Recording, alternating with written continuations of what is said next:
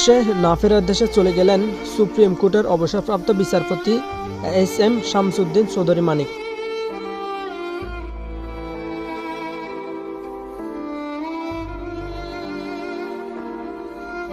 যারা ছাত্রদের উপর আক্রমণ করেছে এই বিষয়গুলো আবার দেখবেন অনেকে অতি উৎসাহিত হয়ে সাধারণ আনসাররা যারা এগুলো কাজ করেছে, কিন্তু এরা আমার বিশ্বাস এরা কোনো অরিজিনাল সাধারণ আনসার না।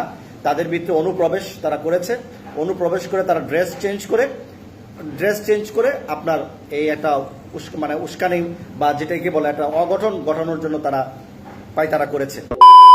আসসালামু আলাইকুম রহমতুল্লাহ, সবাই কেমন আছেন? আশা করি সবাই অনেক ভালো এবং সুস্থ আছেন। সবাইকে স্বাগতম জানাচ্ছি আমাদের আরেক নতুন ভিডিওতে। প্রতিদিনের মতো আমি আপনাদের সিরিয়াত ফারুকি দর্শক আবারও চলে আসলাম নতুন একটা ভিডিও নিয়ে। আজকের ভিডিও টাইটেল এবং থাম্বনেল দেখে সবাই ইতিমধ্যে বুঝতে পেরেছেন আজকে কি বিষয় নিয়ে কথা বলবো। দর্শক, আজকে যে বিষয় নিয়ে কথা বলবো খুবই গুরুত্বপূর্ণ একটা বিষয়। তাই বিষয়টা আর বেশি বিস্তারিত বলবো না, কারণ বিস্তারিত বলতে গেলে ভিডিওটা অনেক লম্বা হয়ে যাবে। তা আমি সংক্ষেপে করার ক্ষেত্রে আমি মূল আলোচনা চলে যাচ্ছি। তার আগে আপনাদেরকে ছোট্ট একটি অনুরোধ জানিয়ে রাখতে চাই, যারা আমাদের ফারুকি অনলাইন ইউটিউব চ্যানেলটিতে অ্যাকাউন্ট আছে চ্যানেলটি সাবস্ক্রাইব করে সাথে থাকবেন। যারা ইতিমধ্যে সাবস্ক্রাইব করেছেন তাদেরকে অসংখ্য ধন্যবাদ। যারা সাবস্ক্রাইব করেননি তাদের উদ্দেশ্যে একটি কথা বলবো, আমাদের চ্যানেলের সাথে থাকুন, দেখতে ভালো লাগে, ভালোবাসা হয়ে যাবে ইনশাল্লাহ। আর বেশি কথা না বলে আমরা একটা ভিডিও ফুটেজের মাধ্যমে একটু বিস্তারিত দেখে আসবো। যারা ছাত্রদের উপর আক্রমণ করেছে এই বিষয়গুলো আবার দেখবেন অনেকে অতি উৎসাহিত হয়ে সাধারণ আনসাররা যারা এগুলো কাজ করেছে, কিন্তু এরা আমার বিশ্বাস এরা কোনো অরিজিনাল সাধারণ আনসার না। তাদের ভিতরে অনুপ্রবেশ তারা করেছে, অনুপ্রবেশ করে তারা ড্রেস চেঞ্জ করে আপনার এই একটা উস্কানি বা যেটাকে বলে একটা অঘটন ঘটানোর জন্য তারা করেছে। কিন্তু সাধারণ আনসার তারা দাবি তাদের দাবি আদায়ের জন্য গেছে। তারা তো এখানে মারামারি করতে জানে। তাদের হাতে কোনো লাঠি ছিল না, তাদের হাতে হেলমেট ছিল, মাথায় হেলমেট ছিল না, তাদের হাতে অস্ত্র ছিল না। তাহলে এখানে একটা গুলি করা হয়েছে, গুলির শব্দ শোনা গেছে। এই গুলিটা কে করলো? তৃতীয় ব্যক্তি করেছে। তৃতীয় ব্যক্তি কার হাতে অস্ত্রগুলো আবার থাকতে পারে সেগুলো প্রশাসন যেন ইনভেস্টিগেশন করে। এবং আমি প্রশাসনের কাছে অনুরোধ করব সারা বাংলাদেশে যেন দ্রুত অস্ত্র উদ্ধারের সেনাবাহিনী, র্যাব, পুলিশ যেন অস্ত্র উদ্ধারের নেমে পড়ে। কারণ আওয়ামী লীগ সরকার পতন হওয়ার পর তাদের কাছে যথেষ্ট পরিমাণ টাকা পয়সা, অস্ত্র, গোলাবারুদ আছে, যাতে তারা অন্য কোনো উপায়ে কোনো মানুষের উপর যেন তারা অত্যাচার নিপীড়ন না করতে পারে। কারণ তারা এখন চুপ করে আছে, তাই অস্ত্রগুলো আগে উদ্ধার করা উচিত। আমি বলবো যে আনসার বাহিনীর দোষ শুধু দেখলে হবে না। যে অনেকে আবার প্রশ্ন করেছেন আমাকে ব্যক্তিগতভাবে যে আনসার বাহিনী নির্বাচনের সময় অনেক অনিয়ম করেছে, অনেক জায়গায় ঘুষ খাচ্ছে, অনেক তারা অত্যাচার নির্যাতন করেছে জনগণকে। এই প্রশ্নটাই আমি আনসার বাহিনীর পক্ষে আমি কথাটা বলতে চাই। বাংলাদেশ আওয়ামী লীগ সরকার থাকা অবস্থায় কোন বাহিনী জনগণের জন্য কাজ করেছে? কোন বাহিনী অত্যাচার নিপীড়ন করে নাই? কোন বাহিনী মানুষের বিপক্ষে কাজ করে নাই? কোন বাহিনী সংবিধান অনুযায়ী চলেছে? কোন বাহিনী নির্বাচনে সঠিক ডিউটি পালন করেছে?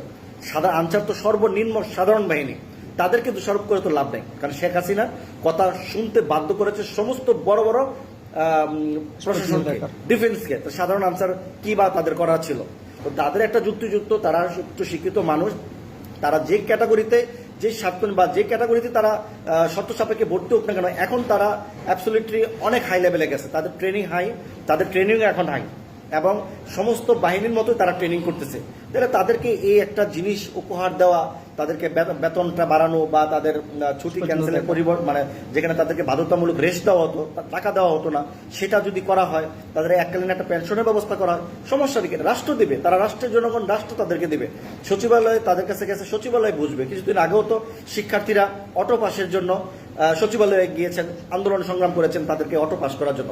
এই অটো পাস করার পক্ষে কিন্তু আমরা জনগণ না, কারণ তাদেরকে অটো পাস করলে তারপরে কিন্তু সচিবালয় মেনে গেছে, রাষ্ট্র কিন্তু মানছে যে ঠিক আছে তাদেরকে অটো পাস করানো হবে। এই অটো পাসটা কি বাংলাদেশের জন্য খুব গুরুত্ব ছিল? আমি একটা প্রশ্ন রাখতে, ছাত্রছাত্রীকে তারা কি এটা নিয়ে উপকৃত হয়েছে? কখনোই না। আমরা চাই মেধার ভিত্তিতে, ওনারা আন্দোলন করেছে, মেধার ভিত্তিতে সবকিছু হোক। মেধার ভিত্তিতে হলে তাদের জীবনটা অনেক ভালো চলবে, কারণ একটা উচ্চ শিক্ষিত মানুষের মেধা জিনিসটা গুরুত্বপূর্ণ পাবে। আচ্ছা, আজকে যদি এই অটো পাস জিনিসটা হয় তাহলে তারা কি লাভবান হচ্ছে? জাতি কি প্রত্যাশা করছে আগামী ভবিষ্যতের জন্য? মেধা শূন্যতা প্রকাশ পাচ্ছে। বিশ্ববিদ্যালয়ে যারা পড়াশোনা করে তারা উচ্চ শিক্ষিত এবং ব্রেনি এবং মেধাবী, এটা আমরা স্বীকার করি। কারণ উচ্চ মেধাবী না হলে বিশ্ববিদ্যালয়ে চান্স পায় না। আমি তাদের কাছে একটি প্রশ্ন করতে চাই। অনেকে আবার বলেছেন যে আমরা মেধার ভিত্তিতে, কোঠার ভিত্তিতে আমরা আন্দোলন করেছি, সাধারণ আনসার আসছে সরকারি চাকরি সরকারি চাকরি পরিবর্তন করার জন্য। আমি তাদের কাছে প্রশ্ন করতে চাই, সাধারণ আনসার হচ্ছে তারা কর্মচারী, একটা সোলজার টাইপ। আর সোলজার টাইপ তারা সরকারি চাকরি করলে আপনাদের তো কোনো ব্যাঘাত ঘটার কথা না। যারা ছাত্রছাত্রীরা আছেন উচ্চশিক্ষিত যারা যারা চাকরি করবেন ভবিষ্যতে তাদের তো কোনো সমস্যা হওয়ার কথা না। আপনারা যারা ইউনিভার্সিটিতে পড়তেছেন আপনারা চাকরি করেন ফার্স্ট ক্লাস গ্রাজুয়েটে, সেকেন্ড ক্লাস গ্রাজুয়েটে আপনারা চাকরি নেবেন। আর ওরা হচ্ছে কর্মচারী, ওরা কত নাম্বার গ্রেড আপনি একবার চিন্তা করে দেখছেন? সম্ভবত 24 না 25 26 নাম্বার গ্রেডের মনে সম্ভবত সাধারণ আনসার, আর আপনারা থাকবেন 4 নাম্বার 5 নাম্বার গ্রেডের চাকরি। তাহলে আপনারা তাদের সাথে সমন্বয় কিভাবে করেন? সাধারণ আনসারের বিষয়গুলো অত্যন্ত কষ্টের। আর যারা এই মিছিলের মধ্যে অনুপ্রবেশ করেছে তাদেরকে আইনের আওতায় আনার দাবি জানাচ্ছি। এখানে হয়তো কোনো পূর্বের সরকারি দলের লোকেরা একটা দেশের মধ্যে উচ্ছৃঙ্খল বাজানোর জন্য মানে ইউনিফর্ম মানে আনসারের ড্রেস পরে তারা একটা আতঙ্কিত সৃষ্টি করার জন্য এই ধরনের কাজ করেছে, বা এরকম একটা প্ল্যান হয়তো থাকতে পারে, আমি জানি না, কিন্তু এগুলো তদন্ত সাপেক্ষে করা উচিত।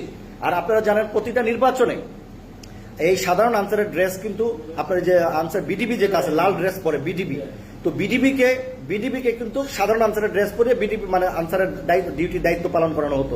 কেন করা হতো? যাতে সবাই বোঝে এগুলো সব আনসার। কিন্তু একজনের পোশাক আরেকজনকে দেওয়া হচ্ছে, এগুলা কি আমাদের ঊর্ধ্বতন কর্মকর্তারা, আনসারের ঊর্ধ্বতন কর্মকর্তারা কি জানতেন না? জানেন। সদস্যের একটি মেডিকেল বোর্ড গঠন করা হয়েছে বলে জানা যাচ্ছে। এসব তথ্য নিশ্চিত করেছেন MSOG উসমানী মেডিকেল কলেজ হাসপাতালের পরিচালক ব্রিগেডিয়ার জেনারেল মাহবুবুর রহমান ভুইয়া। তিনি বলেন, সকালে হালকা তরল খাবার খেয়েছেন বিচারপতি মানিক, আগের চেয়ে ভালো আছেন। যদি সব ঠিকঠাক থাকে হয়তো 2-4 দিনের মধ্যে সুস্থ হয়ে উঠবেন। কানাইঘাট উপজেলার সীমান্তবর্তী এলাকার গত শুক্রবার রাত 9:30টার দিকে শামসুদ্দিন চৌধুরী মানিককে স্থানীয় কয়েকজন যুবকের সহায়তায় আটক করে বিজিবি। শনিবার সকালে তাকে কানাইঘাট থানায় হস্তান্তর করা হয়। 54 ধারায় গ্রেফতার দেখিয়ে ওই দিন বিকেলে আদালতে হাজির করলে সিলেটের senior judicial magistrate Alamgir Hossain কারাগারে পাঠানোর নির্দেশ দেন।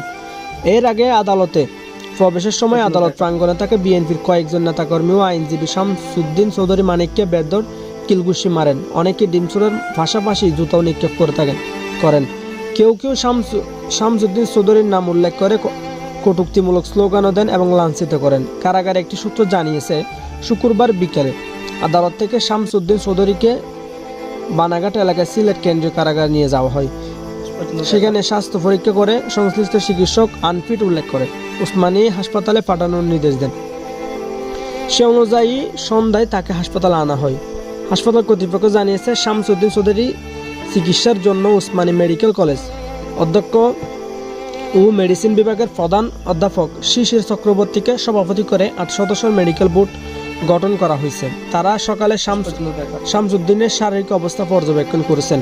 বোর্ডের অন্যান্য সদস্যরা হলেন রেডিওলজি বিভাগের প্রধান অধ্যাপক আশিকুর রহমান মজুমদার, এন্ডোক্রাইনোলজি বিভাগের প্রধান অধ্যাপক মোহাম্মদ শাহ ইমরান, কার্ডিওলজি বিভাগের প্রধান অধ্যাপক মুখলেসুর রহমান, সার্জারি বিভাগের প্রধান সহযোগী অধ্যাপক মোহাম্মদ খালেদ মাহমুদ, অ্যানেস্থিয়া বিভাগের সহযোগী অধ্যাপক মোহাম্মদ খায়রুল বাশার, ইউরোলজি বিভাগের সহযোগী অধ্যাপক মোহাম্মদ শফিকুল ইসলাম ও প্যাথোলজি বিভাগের ভারপ্রাপ্ত জ্যেষ্ঠ clinically pathologist Kanta Narayan Chakraborty. Medical board সূত্রে জানা গেছে, শামসুদ্দিন চৌধুরী হাসপাতালের 4 তলায় সার্জারি ওয়ার্ড 4-এর অধীনে ICU 2-এ ভর্তি আছেন। শুক্রবার রাত 9:45টার দিকে তার স্কুটাল ইনজুরি অন্ডকোষ আঘাত অস্ত্রোপচার হয়। মেডিকেল বোর্ডের এক সদস্য বলেন, শামসুদ্দিন চৌধুরীর যে অস্ত্রোপচার হয়েছে সে আঘাতটি নতুন, এর বাইরে বড় ধরনের জখম তার শরীরে ছিল না। মেডিকেল বোর্ডের সভাপতি অধ্যাপক শিশির চক্রবর্তী বলেন, মূলত তার হার্টের সমস্যা আছে, 10 বছর আগে বাইপাস করেছিলেন। এছাড়া ডায়াবেটিস, উচ্চ রক্তচাপ আছে, তবে এখন তিনি ভালো আছেন। ইতিমধ্যে আপনারা সবাই বুঝতে পেরেছেন যে শামসুদ্দিন চৌধুরী মানিকের যে বিষয়টা ইতিমধ্যে ফুটেছে বা সামাজিক যোগাযোগ মাধ্যমে বলা হচ্ছে যে শামসুদ্দিন চৌধুরী মানিক নাকি আর নাই, বিষয়টা আসলে এক প্রকার গুজব। ইতিমধ্যে টিকটক সহ বিভিন্ন সোশ্যাল প্ল্যাটফর্মে বিষয়টা নিয়ে এক প্রকার গুজব ছড়িয়ে গেছে। কেউ গুজবে কান দিবে না। ইতিমধ্যে আপনারা সবাই বিস্তারিত বুঝতে পেরেছেন যে ইতিমধ্যে কিন্তু উসমানী মেডিকেল কলেজ হাসপাতালে 2 তলা ICUতে ইতিমধ্যে ভালো আছেন, ICUতে ভর্তি আছেন শামসুদ্দিন চৌধুরী মানিক। বিষয়টা ইতিমধ্যে হাসপাতাল সূত্রে জানা গেছে। ইতিমধ্যে এই তথ্য নিশ্চিত করেছেন সিলেটের DIG প্রিজন মোহাম্মদ সগির মিয়া। তিনি বলেন, সাবেক বিচারপতি মানিকের অবস্থা আশঙ্কাজনক। মারধরে তার শরীরে অতিরিক্ত রক্তক্ষরণ হয়েছে, একটি অন্ডকোষ ফেটে গেছে, কঠোর নিরাপত্তার মধ্যে দিয়ে চিকিৎসা চলছে। হাসপাতাল সূত্রে জানা গেছে, আঘাতজনিত কারণে অন্ডথলি ছিঁড়ে যায়, পরে অপারেশন করে ঠিক করা হয়। আপাতত তার শরীরে বিভিন্ন জায়গায় জখমের চিহ্ন থাকলেও তা গুরুতর নয়। অপারেশনের পর শারীরিক অবস্থা উন্নতির দিকে আছে, সে সঙ্গে ডায়াবেটিস ও হৃদরোগজনিত জটিলতা আছে। নিবিড় পর্যবেক্ষণে রেখে বিশেষজ্ঞ চিকিৎসকদের নিয়ে গঠিত প্যানেলের মাধ্যমে চিকিৎসা দেওয়া হচ্ছে। তো দর্শক, ইতিমধ্যে আপনারা সবাই বুঝতে পেরেছেন যে শামসুদ্দিন চৌধুরী মানিক ইতিমধ্যে মোটামুটি তার চিকিৎসা চলতেছে। ইতিমধ্যে আপনারা জানেন সিলেটে তাকে ইতিমধ্যে পুলিশের প্রিজন ভ্যান থেকে যখন নামানো হয়, পরে তাকে কিন্তু মানুষ ক্ষিপ্ত হয়ে কিলঘুষি মারার পাশাপাশি জুতাও নিক্ষেপ করেন, ডিমও পানির বোতল ছুঁড়ে মারেন বিএনপির নেতা কর্মীরা। এটা আপনারা সবাই জানেন। তো দর্শক, ভিডিওটি অবশ্যই ভালো লাগলে শেয়ার করে দিবেন। যে গুজবটা ইতিমধ্যে ছড়িয়ে পড়েছে সামাজিক যোগাযোগ মাধ্যমে, এটা এক প্রকার গুজবে কেউ কান দিবেন না। ভালো থাকবেন, ভালো লাগলে শেয়ার করে দিবেন। আল্লাহ হাফেজ। দ্রুত কমেন্টে জানিয়ে ফেলেন। দেখা হবে না কোনো ভিডিওতে।